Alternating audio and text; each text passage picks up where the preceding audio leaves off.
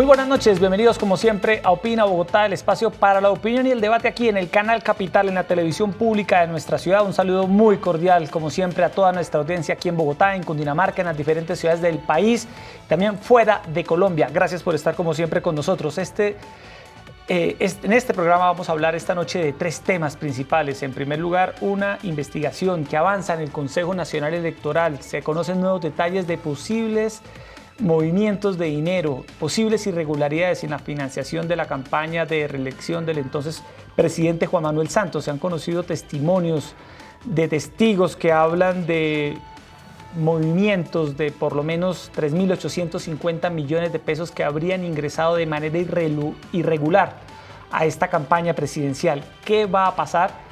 ¿Qué va a pasar con las investigaciones de los ingresos de dineros de Odebrecht a estas campañas presidenciales? Vamos a hablar de ese tema. También de una reunión que adelanta el presidente Iván Duque con sus ministros en la hacienda presidencial de Atogrande. Se habla de un cónclave donde están evaluando lo que será este primer año de gobierno al que ya se acerca el presidente, y muchos se preguntan si habrá un cambio en la estrategia de gobierno, una nueva manera de relacionarse, por ejemplo, con el Congreso. Y también vamos a hablar de este impacto mundial que se sintió en las últimas horas por la caída de las redes sociales. ¿Se puede vivir sin redes sociales? Es la pregunta que muchos se hacen. Con nuestros expertos vamos a hablar de este tema. Erika Fontalvo, buenas noches. Hola, Jessy, ¿qué tal? Muy buenas noches para usted, para todas las personas que nos ven, que nos acompañan una vez más en este Opina Bogotá.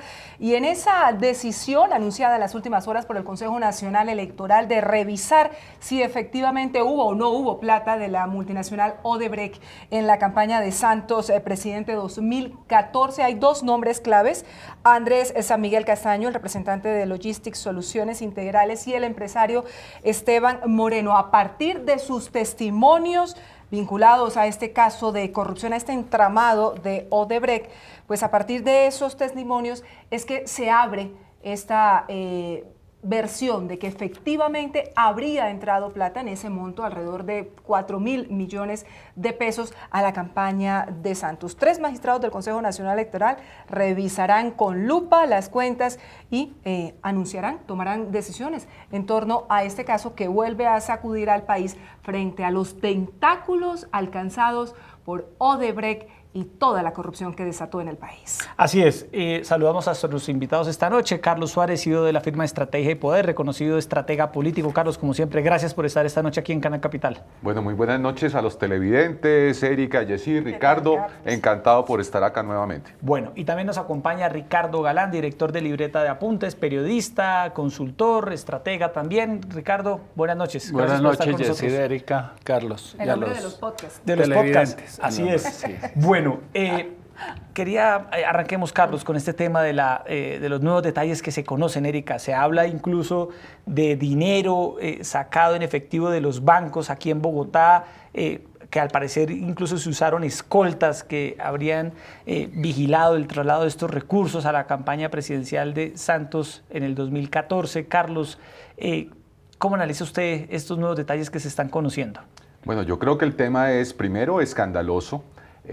Hay que tener en cuenta que aquí no solamente estamos hablando de Odebrecht, sino que también hemos visto en las últimas semanas unas denuncias muy graves por el tema de Cemex, y lo que se está empezando a destapar es todo eso que vimos en la reelección de Santos, de cómo se le dio vuelta al triunfo de Óscar Iván Zuluaga en la primera vuelta, para en una segunda vuelta tener todo un plan en donde los dineros de los contratistas públicos terminaron siendo determinantes para cambiar el resultado en la segunda vuelta. No solamente fue Odebrecht, ya estamos viendo el tema de Cemex. A mí lo que me preocupa es que en este momento tenemos una fiscalía que no tiene fiscal general de la nación y que debe ser la competente de echarse al hombro que es uno de los procesos que deberían ser de lo más importante en nuestro país. Y nos vemos abocados a unas copias que se mandaron al Consejo Electoral, que todos sabemos que no tienen ni la infraestructura, ni los investigadores, ni la posibilidad real de tener dientes para llevar a cabo una investigación con la profundidad que esto merece. Porque, claro, las platas salían de acá, iban con 20 escoltas, pero los maletines llegaban a las regiones, a los comandos electorales de la segunda vuelta, en donde se veían los desfiles de los dineros que salieron de alguna parte. Hoy estamos viendo de dónde salen. Y para cerrar, a mí sí me gustaría saber qué es lo que piensa el Partido Liberal, que lleva 48 horas callado, sin darle la cara al país, para contarnos qué es lo que pasó, porque estos casi 4.000 millones de pesos, dicen los testigos, y lo que nos están diciendo las pruebas que se han filtrado, es que se estaban ejecutando a través del Partido Liberal. Y entonces, ¿qué dice el Partido Liberal? ¿Qué dice el doctor César Gaviria? Cerca de 4.000 millones de pesos que habrían entrado a esa campaña, Ricardo, a través de contratos ficticios, de acuerdo con las versiones que han entregado estos señores, San Miguel Castaño y Esteban Moreno, a la Fiscalía, que como bien dice Carlos, remitieron esta información al Consejo Nacional Electoral para que 3 magistrados decidan si hay méritos para abrir una indagación preliminar. Pues es que hay méritos, porque fíjese que independiente, la cifra es escandalosa. La manera como la manejaron, según la historia, es escandalosa. Y si ese señor tiene una cuenta bancaria de donde sacó 3.000 millones de pesos, pues tiene cómo demostrar que eso es verdad. O sea, demos por hecho que no está diciendo bobadas, pues tiene que demostrar que sacó 3.000 y pico de millones de su cuenta. El problema no es solo ese, es más chiquito. Es que las empresas no pueden financiar campañas políticas en Colombia, solo las personas. Y las donaciones se tienen que dar en cheque, no se pueden dar en efectivo. Entonces ya ahí de entrada hay razón para abrir una investigación y hay prueba. Es 2 empresas, como dice Carlos, Cemex y Odebrecht, que aportan como empresas a una campaña. Eso ya es ilegal. Un peso o 3.000 millones, da lo mismo, es igual de ilegal. Eso ya era ilegal. Lo que uno no entiende es cómo el Consejo Electoral, que ya revisó esas campañas, dijo que no había pasado nada, que no había entrado plata ilegal, cuando de entrada, yo no sé cómo se ocultan 3.000 millones de pesos en una campaña. Sí, ahora se está evidenciando aquí que para esa época, Erika, esta financiación, es decir, que hubo luego una reforma para la financiación de campañas electorales y que ese movimiento de dinero, pues en ese entonces no sería considerado ilegal, no sería considerado delito. Carlos, usted que también es abogado. No, pero es que estamos dando un falso debate. Aquí nos estamos cayendo nosotros en el sofisma de determinar si esto es o no un problema administrativo en el Consejo Nacional Electoral. Mire, lo primero es, y estamos totalmente de acuerdo, Ricardo, es que son ilegales el patrocinio de las empresas a las campañas, pero ahí no está realmente el problema es mucho más de fondo, y el problema es que le estaban entregando contratación pública a multinacionales para que a partir de todo un conglomerado que se ponía de acuerdo para fingir contratos, sacaran dineros que al final de cuentas iban a terminar llegando a los directorios políticos de las regiones para aceitar la maquinaria para ganar la segunda vuelta. Aquí lo que estamos hablando es de todo un concierto para delinquir que tiene varios responsables, porque no estamos hablando única y exclusivamente de los servidores públicos que entregaron los contratos y que se prestaron para la marrulla de hacer un contrato que iba destinado a aceitar las campañas, sino que también hay un conglomerado de empresas que eran a su vez contratistas, que aceptaban fingir contratos para sacar en efectivos las platas y terminar aceitando a la gente. Es que pasan cosas muy difíciles. Hoy tenemos al ñoño Elías en la cárcel.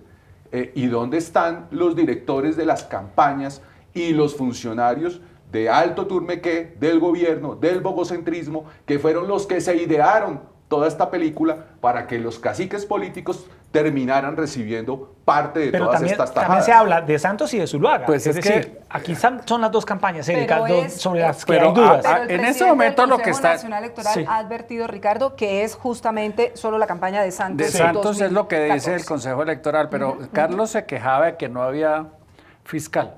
¡Menos mal! Menos mal no hay fiscal, porque cuando había fiscal no movieron eso. ¿Por qué? Armando Benedetti decía ayer que no lo movieron porque el que ideó el sistema es Néstor Humberto Martínez cuando trabajaba para la campaña de Santos a través de Cambio Radical. Y ahí hay 2 empresas que tienen que ver con él. Odebrecht a través de el grupo que sabemos del cual él era asesor jurídico. Pero además en el caso de Cemex, Corsi colombiano. es que las viviendas que supuestamente después le adjudicaron a Cemex y que justificaron la inversión de esa empresa en la campaña de Santos, los manejó el jefe político de Néstor Humberto Martínez.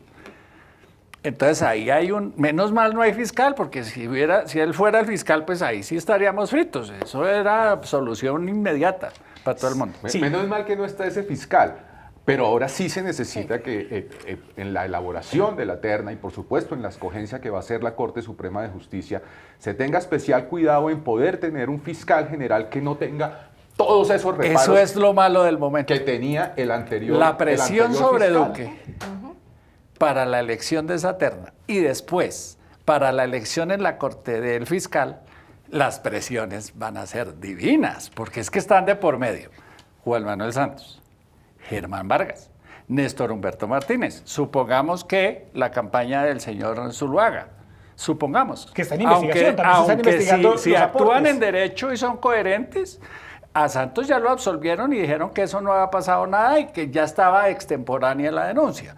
En el caso Zuluaga, que fue de primera vuelta, pero en la reelección, vaya uno a saber cómo es el asunto. Mire cómo funcionaba el entramado para que nuestros televidentes lo tengan claro, de acuerdo con los testimonios entregados por los implicados a la Fiscalía. Odebrecht supuestamente le consignaba los recursos a la cuenta bancaria del señor Andrés San Miguel Castaño, que lo entregaba luego en efectivo a su socio, a Esteban Moreno. Él dice que se firmaron contratos simulados, contratos ficticios de la Ruta del Sol 2 para generar estos pagos por casi 4.000 millones de pesos que finalmente quedaron en manos de Esteban Moreno, que movía la plata en efectivo Si a eso la es campaña. así, entonces... Y en una supuesta complicidad además con bancos para mover tal cantidad de dinero. Si eso que es así, tenían sumemos enlaces a en la los lista bancos. de implicados a las dos ministras, Sí. a Cecilia Álvarez y a Gina Parodi, Es que tenían intereses en la Ruta del Sol ese proyecto. 2. Todo hace parte de un mismo entramado. El modus operandi que uno ve es exactamente el mismo y es decisiones desde Palacio que aterrizaban en los ministerios para entregar contratos a unas multinacionales que después fingían contratación para sacar los dineros en efectivo y entregárselos a los que finalmente terminaron moviendo los votos el día de las elecciones. Pasa con Cemex, pasa con Odebrecht, y otra cosa que también es muy importante ahí es que le dieron la vuelta al tema de entregar las platas y aparentemente las pasaron por los partidos políticos. Ah, sí, es lo que ha dicho Entonces, San Miguel. una es parte para que el Cambio señor- Radical, otra parte para Exacto, los por el liberales, Partido otra Liberal. parte para la coalición que en su momento era la Y Unidad en el Nacional. Partido Liberal están César Gaviria, Simón Gaviria y una candidata a la alcaldía de Bogotá, Exactamente. Ángela Garzón, que era en esa época miembro de directora de los Juventudes en Bogotá de la campaña de Santos de reelección. Y aparece en el testimonio de San Miguel como una de las personas que manejaba la plata, a la que le estaban entregando la plata por el Partido Liberal. ¿Ustedes creen que en este caso, con estos nuevos detalles que se han venido conociendo, va a haber justicia? ¿Se va a conocer la verdad? ¿Va a haber Pues la condenas? verdad ya se conoce en teoría. Sí, otra cosa es que vaya Que a haber pase algo. justicia. Decisiones, No, que- no, ¿Cree que no haber sabemos. decisiones de parte de la justicia, Carlos? Pues mire, tenemos una justicia con el 97% de impunidad. Yo hago votos para que la nueva administración de la Fiscalía pueda terminar dándole la importancia a este proceso, porque esto no es un tema en el que nos tengamos que concentrar en las decisiones del Consejo Nacional Electoral, porque ahí no va a pasar absolutamente nada. Aquí de lo que se trata es de determinar el entramado de uno de los delitos más graves que se ha cometido en el país, porque está metido todo el establecimiento. Ahí se nos está olvidando también, Ricardo, una parte fundamental, y es que el Grupo Aval hace parte también Del tema de Odebrecht. de todo el tema de Odebrecht, porque el señor Sarmiento empezó a meterse también en los negocios de construcción de obra civil a través de una asociación con Odebrecht. Entonces los bancos, el sector financiero también empieza a estar ahí involucrado. Es todo el establishment el que tiene responsabilidades aquí. Por eso es que también va a ser tan difícil que eventualmente vayamos a tener resultados en la justicia, porque todos sabemos lastimosamente cómo se maneja la justicia en el país. Fíjense cómo se empiezan a explicar cosas. ¿Por qué no pasaron las normas anticorrupción en el Congreso? Eso no es solo los parlamentarios.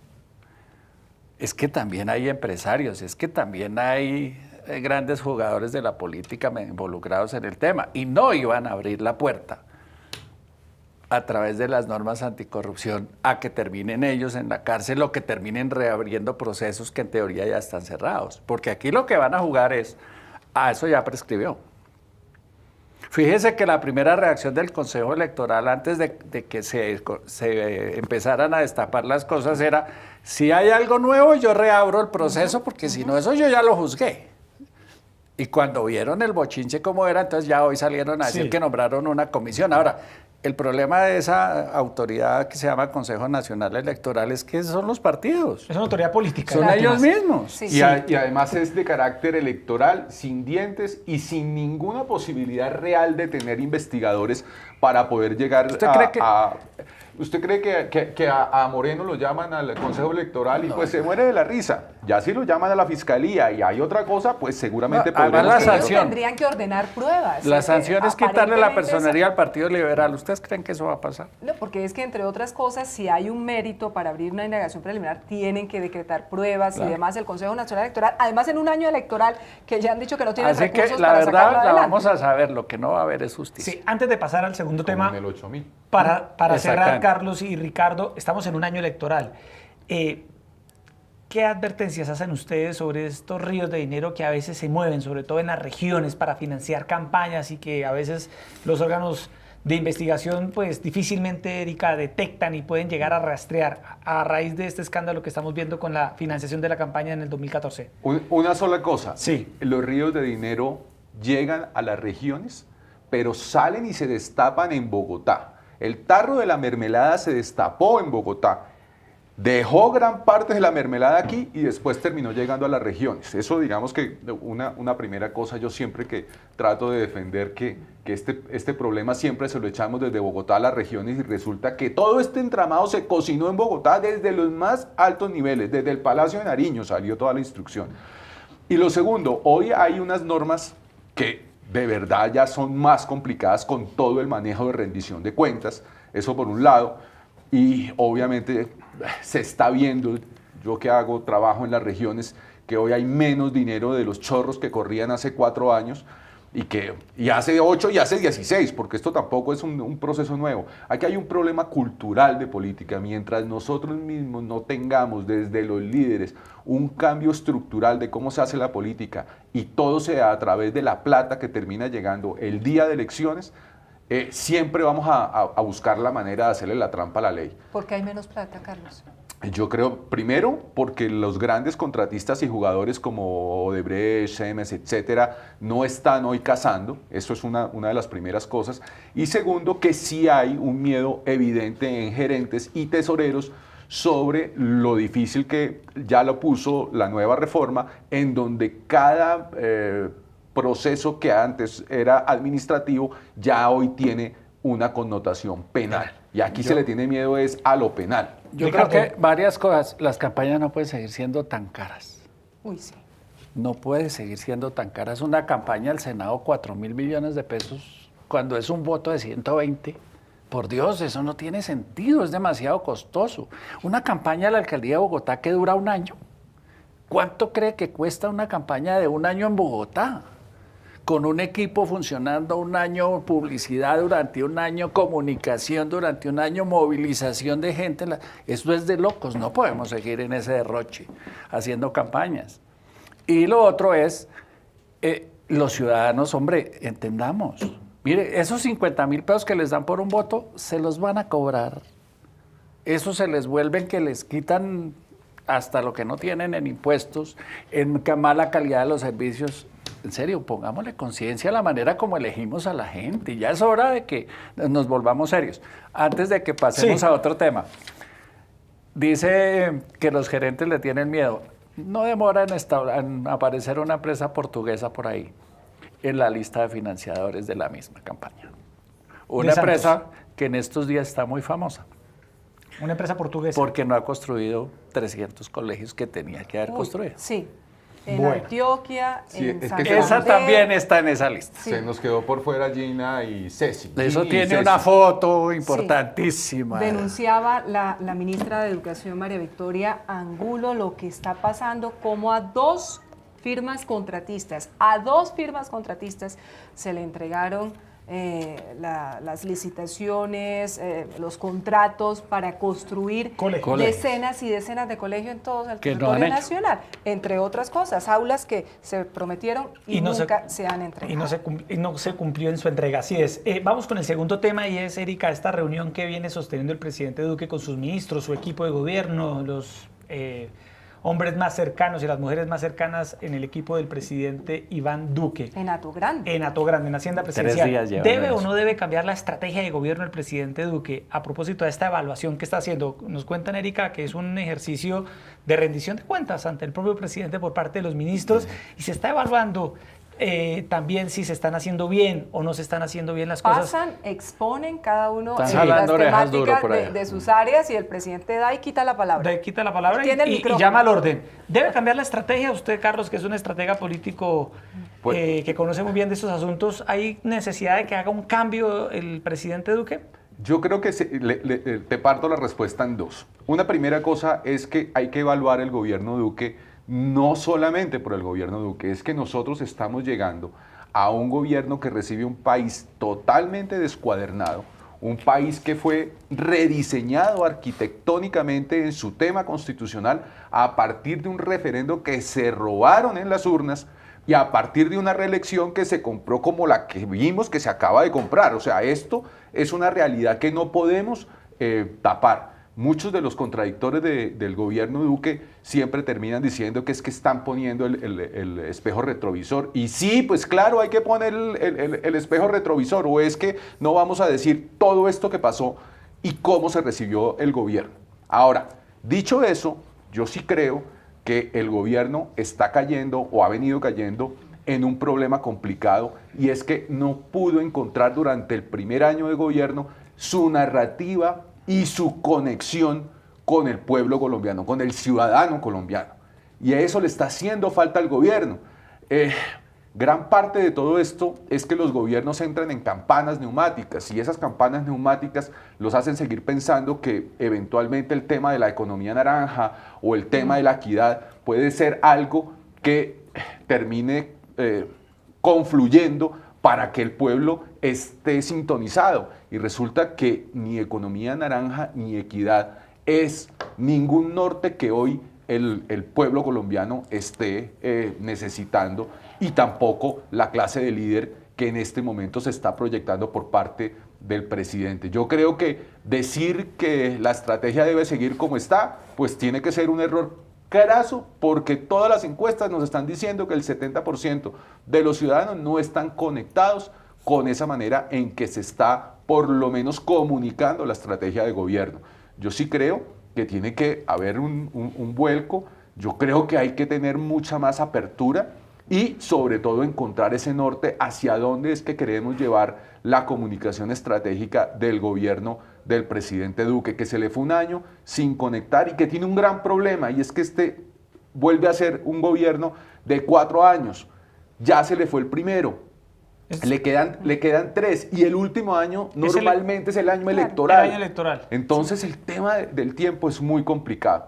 Yo, eso sí, quiero decir una cosa que me parece fundamental, y es que la agenda que se sacó en el Congreso de la República después de los 8 años de desastre que tuvimos, en donde todo costó, se pudo hacer sin mermelada. Y yo creo que en algún momento habrá que empezar a contarle al país de manera clara qué tan importante pudo haber sido, y es, de hecho, para que la sociedad pueda volver a funcionar, que las ramas empiecen a funcionar de manera independiente, sin tener que comprarlas ni con la mermelada, ni dándole tampoco cargos en el exterior a las novias o a las amigas o a los amigos de los magistrados de las altas cortes, porque eso también es una mermelada distinta, pero también funcionó en el gobierno anterior. Pero lo que está claro, Ricardo, y usted que fue un hombre que estuvo en el interior de un gobierno, es que hay una desconexión con los ciudadanos, pero también hay una desconexión, por ejemplo, con el Congreso de la República, que le caminó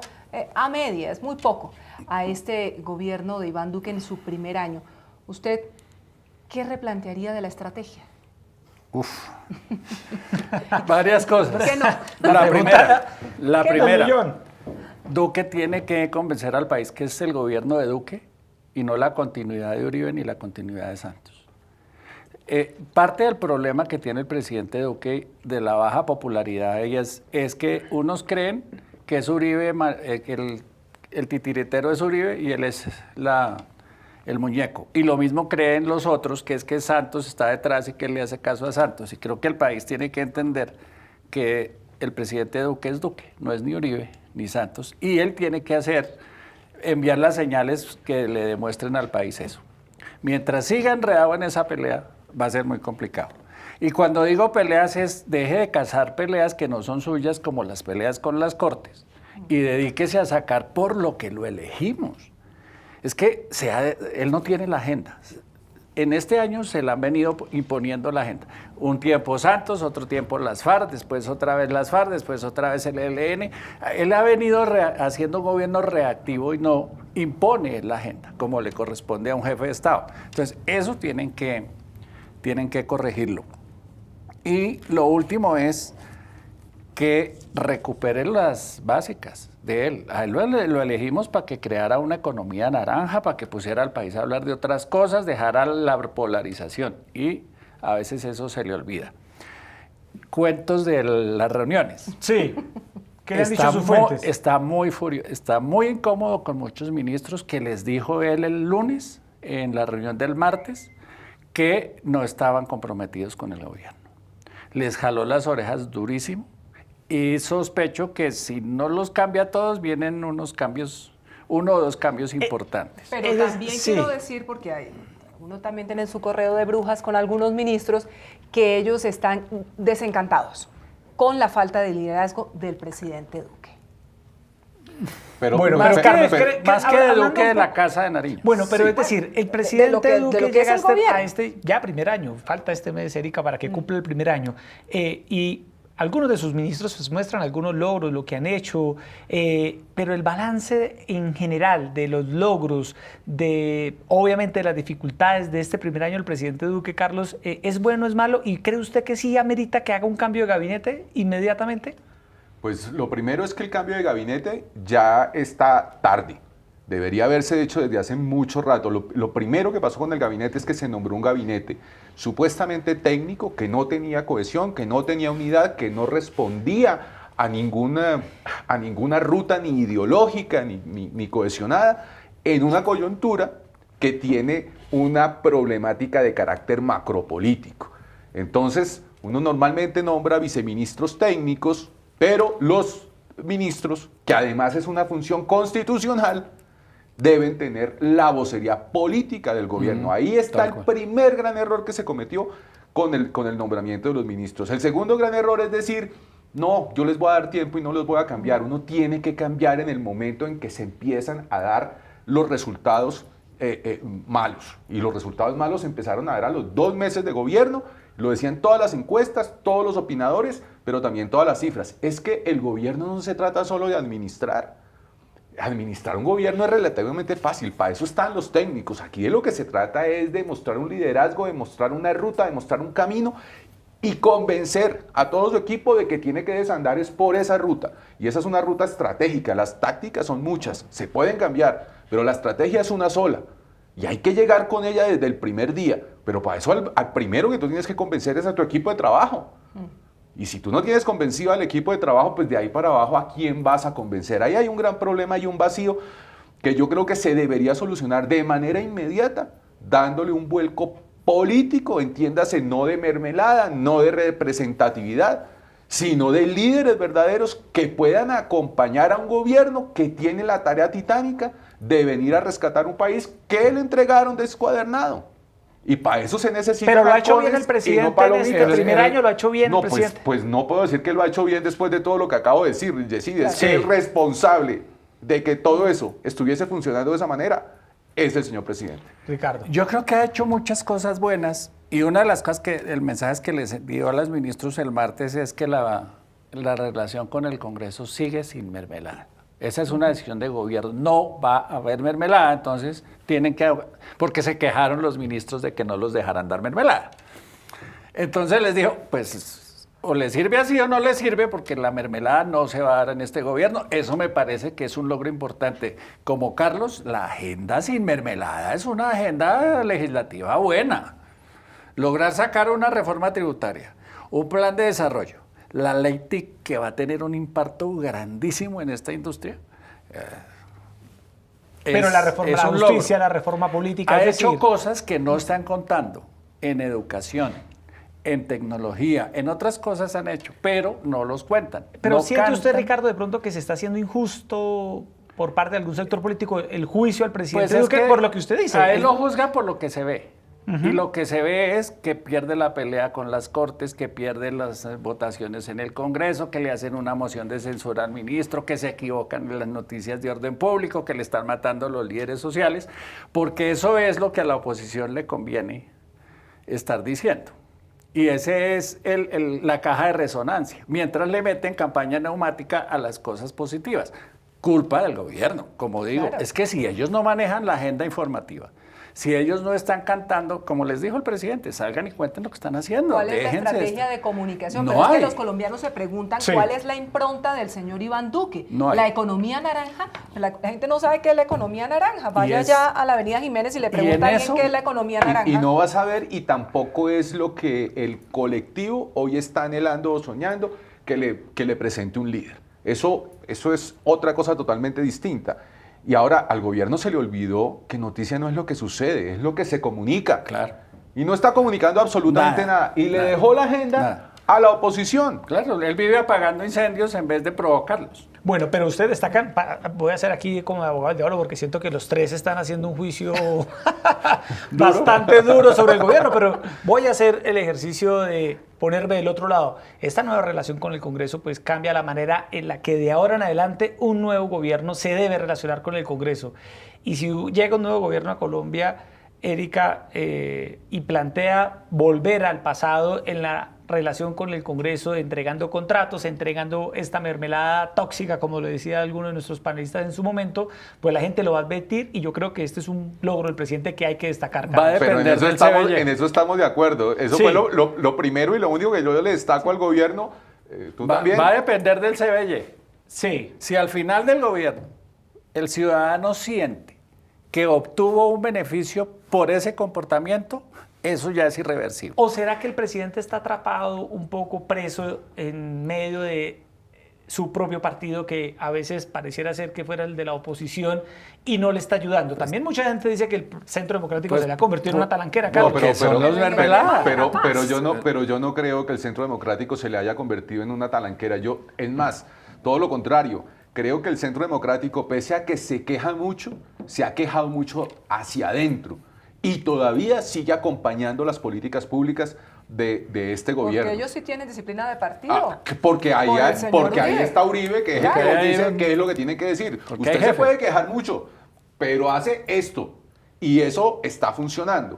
Yo no creo realmente que sea justo echarle la culpa al Centro Democrático, porque realmente, al final de cuentas, después de 8 años de sequía, como la hubo y como la tuvo dentro de lo que era estar en la oposición, pues hoy sigue acompañando al gobierno, pese a que evidentemente no esté sintiendo un acompañamiento como el que se esperaba, pero se han comido callado la cosa. No, yo creo que aquí el problema es de dejarnos hacer la agenda, pero es que llevamos cuántos meses, por ejemplo, hablando de Santrich.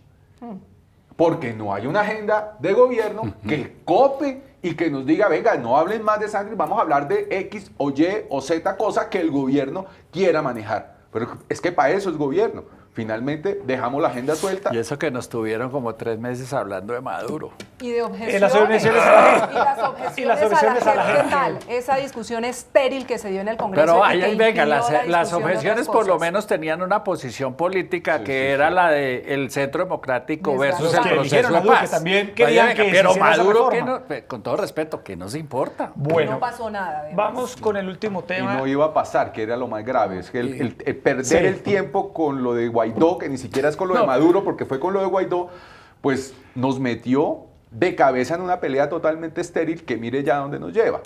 Y el tema de las objeciones, ahí sí discrepo, es que no todas las peleas se dan para ganarlas. Esa era una pelea que estaba perdida precautelarmente, porque ustedes creen que la Corte Constitucional Santista la iba a dejar pasar o que la Unidad Nacional a la que le habían quitado la mermelada iba a dejar que pasara por el Congreso. Por supuesto que no, pero sí estaba empezando por lo menos a marcar un ritmo político y una esencia. Yo creo que al contrario, yo creo que lo que pasa es que se tiró el tema de las objeciones y hasta ahí se volvió a mirar para ese que es uno esa pelea de los había que grandes darla. temas. Esa pelea había que darla, De acuerdo. y tan había que darla es que ya le empezaron los hechos a darle la razón. De las reformas que se le había que hacer al Pero acuerdo lo de La cierto Habana. es que tiene 60% de desaprobación. Bueno, Y- Santos llegó a tener 8% y gobernó, eso no es... Pero este señor va en sus primeros 11 meses y los colombianos ya muchas veces El dicen, mejor día de "Nos quedan Santos fue 3 años". 17% y gobernó, así es, Bueno, no le paremos este las alas. tema conecta muy bien también con el último, y aprovechando que ustedes dos conocen y manejan muy bien el tema digital, hubo una caída mundial en las redes sociales. Una y más. Mucha gente hoy se pregunta, ¿podemos vivir sin redes sociales? ¿Se puede entender la política, la comunicación sin las redes sociales hoy en día? La manera, por ejemplo, de comunicar del presidente Duque y demás. Carlos, Ricardo, ¿qué percepción tienen ustedes? ¿Qué análisis hacen de lo que ocurrió en las últimas horas? Que la gente sentía como si hiciera falta algo. Pues eso era como hace 20, 25 años venir a decir que si podíamos vivir sin televisión, y hace 40 o 50 decir que si podíamos vivir sin radio, y hace 500 si podíamos vivir sin imprenta. Nosotros vamos viviendo como humanidad las etapas que vamos viviendo y que nos van correspondiendo. Hoy estamos en el mundo de lo digital, de las redes sociales, de la democratización de la información, de la producción de contenidos propios, y por supuesto que no se puede vivir sin redes sociales. Yo, por ejemplo, el día que me quiten el celular y las redes sociales, pues no sé, creo que renunciaré primero a mi trabajo y segundo como a mis relaciones, que la mayoría son digitales, porque es un mundo en el que vivimos a partir de lo que nos hemos venido O sea, usted se inventando. sintió un poco mal ayer. No, yo siempre que se cae WhatsApp quedo perfectamente desnudo. Y Ricardo trabajó, ¿cómo le fue ayer? Con el Sí, trabajo, con me las fue mal, me fue obligaciones. mal porque como yo soy Claro. digital, todo lo Libreta que de hago es apuntes. digital, pues ayer me fue mal. Pero fíjese que también tiene una parte amable. Se puede vivir sin Santrich y sin WhatsApp. Se puede. Se Cuesta puede. trabajo. No pasó nada en Pero últimas. no pasó nada. Pasó nada. El tipo se voló, ya está en Venezuela y aquí la cosa sigue funcionando. Pero, ¿qué impacto Sí, pero el esa- WhatsApp volvió a las 4 o 5 horas.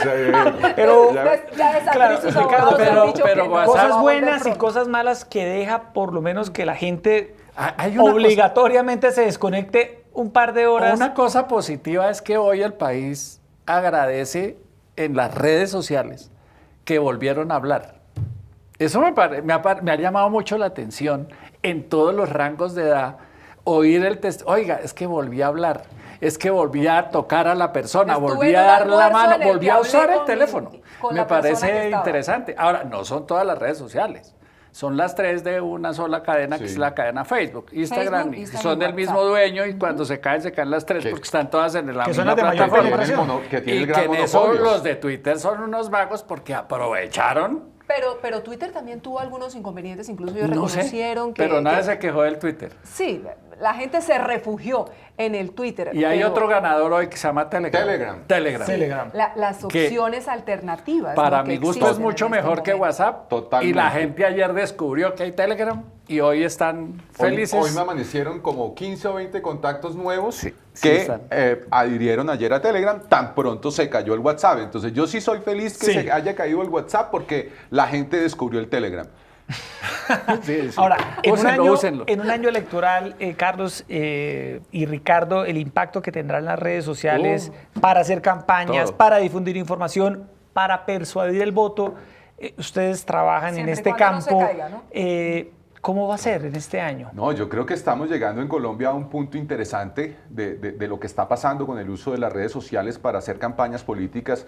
Hoy definitivamente todas las campañas en las que nosotros estamos presentes le prestan una atención importante, muy importante, en un valor del 80-20 a comunicar a través de las redes sociales, a posicionarnos a través de las redes sociales. Y bueno, hace 4 años que empezamos un experimento con este tema. Todavía en Colombia no masterizábamos lo que estaba ocurriendo con la pauta segmentada y microsegmentada del Facebook. WhatsApp apenas empezaba a utilizarse como una herramienta de guerra política, porque al final de cuentas eso es lo que se vuelven estas redes. Hoy WhatsApp es tan poderoso como lo demostró en Brasil la elección de Bolsonaro, y Facebook hoy es tan importante como lo demostró en Estados Unidos la elección del señor presidente Trump, o del Brexit en Londres. ¿Qué está pasando en Colombia? Yo creo que estamos en uno de los momentos más importantes, porque ya entendimos cómo funciona, porque ya se masteriza, porque ya producimos en versiones digitales. Antes venían, digamos que los viejos formatos, y querían tratar de meter televisión en Facebook o en Instagram o en las redes. Bueno, Instagram hace 4 años tampoco existía como existe hoy. Entonces estamos en un momento evolutivo en donde ya sabemos cómo crear contenidos para las diferentes redes, cómo hablarnos en las diferentes redes, cómo hacer pauta segmentada, microsegmentada, cómo hacer dark marketing, etcétera, etcétera. Entonces, muy importante, en las regiones ya están empezando también a cambiar ese sofisma. Digamos que antes los consultores en las regiones eran una parte muy pequeñita, y era muy pequeñita porque todo se hacía a través de la política tradicional, claro, en donde el día de elecciones el ganado esa va a seguir siendo importante, porque es que eso es plata en efectivo. Pero ya se está creando un equilibrio, es decir, ya le apuestan en las campañas regionales a que también hay que trabajar en estrategia. Pero yo creo que en me las grandes pregunto ciudades, todavía, Ricardo y Carlos. En las grandes ciudades va a ser decisivo las redes sociales. Eso le iba a preguntar. Bogotá, Los En ciudadanos van a Bogotá, elegir. Medellín, Bucaramanga. Los Bueno, ciudadanos van a Bucaramanga elegir de acuerdo con Barranquilla las está redes todo sociales. decidido ya. Pero digamos, Cali, Bogotá, Medellín, Bucaramanga, el eje cafetero, van a jugar las redes sociales un papel fundamental, y yo diría que van a tener efecto sobre el resultado final. Porque es que hasta ahora lo que pasaba es que sí, tenían un efecto mediático, publicitario, pero eso no se traducía en votos. Pero es que acuérdese que han pasado 8 años, y los que jugaban con eso no podían votar hace 8 años, ahora sí van a votar. A veces no se sobredimensiona. Ahora sí se Ricardo, van a pero a veces no convertir en votos. sobredimensionamos. Y otro ejemplo fue el plebiscito, Y no es Ricardo. una burbuja lo que acontece en redes sociales y la vida real es otra. No, Ese es un dilema que ya mucha está gente plantea. Ya está empezando a tener consecuencias. Y una de esas consecuencias es que a los políticos les está tocando empezar en serio a escuchar, y a contestar y a conversar con sus electores. Y a Cosa que no conectarse por pasaba allí. antes, porque era de arriba abajo la comunicación, fingían que escuchaba, pero aquí no. Aquí les toca escuchar. La vigilancia en las redes sobre lo que dicen, como lo dicen, la coherencia de lo que dicen con lo que hacen, con lo que Pues mire piensan. usted lo que le pasó, Erika, al presidente del Congreso, a Ernesto Macías.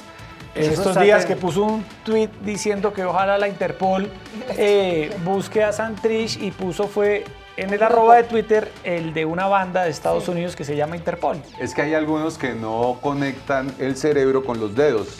Eso también se aprende masterizando las redes Bueno, fue un sociales. descache el presidente del Congreso. Uno ¿no? más. Pero venga, el tema está... Están ustedes en dos que- muy críticos. No, yo me pregunto, mis padres que no tienen redes sociales, que son unas personas de 65 a 70 años, ellos me van a escuchar a mí que yo voy a ser influenciada por las redes sociales para definir mi voto, o ellos van a seguir votando de acuerdo con sus propios criterios. Es que hay un segmento yo no que no estaría tan tiene seguro. redes Pero sociales. yo no sé qué pasa con tus papás, pero mis tías, la Eso. abuelita de mi mujer, manda mensajes por Sí. WhatsApp grabados Por que WhatsApp, todavía sí, yo no WhatsApp sí sé tiene. manejar. Yo no sé, ¿verdad?, cómo sean tus papás, pero mi audiencia, por ejemplo, arranca en los 45.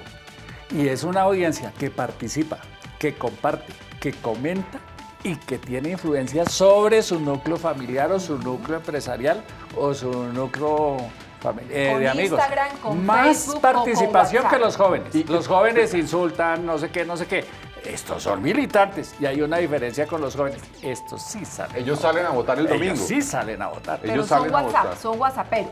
Son Y whatsapperos, mucho Facebook. Facebook, Y mucho Face. Facebook que también ya Es se decir, está, facebookeros. ya nos estamos envejeciendo. Los de Facebook ya nos estamos envejeciendo. Claro.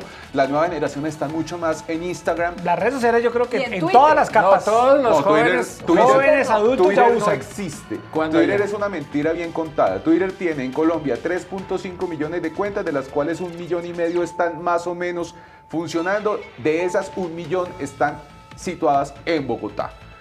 Facebook tiene 20 millones de cuentas y ahí es donde está el gran público. Y hay 47 millones de descargas de la aplicación de WhatsApp solamente en Colombia. La masa está allá. Yo no sé si a ti te pasa. Mi gran interrogante es ¿qué va a pasar con Instagram frente al tema electoral? Voy para allá. Espere, Twitter. Twitter no tiene más poquitos. Pero ¿dónde se amplifica lo que se dice en Twitter? En los medios masivos de comunicación. Son las bocinas de Caracol, RCN, televisión, radio. Óiganla. Oigan Caracol, oigan RCN, oigan todas. Como dijo Juan Manuel Santos en su Twitter, como dijo Trump en Twitter. O sea que eso tiene una amplificación todavía en medios masivos impresionante. Luego el Twitter tiene un poder. Entre otras porque es que el Twitter ya lo ve la gente es como un medio de comunicación, no como una red social. De acuerdo. Ahora, ¿qué va a pasar con Instagram?